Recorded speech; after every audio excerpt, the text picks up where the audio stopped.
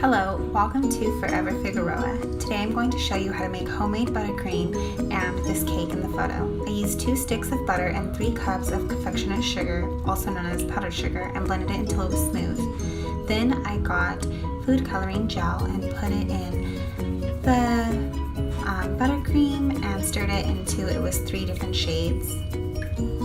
Then I went ahead and started piping it in an ombre manner. It's not the best job, but this was my first time and I was quite excited to do it. I thought it looked really good and wanted to do that chocolate drip that's in style.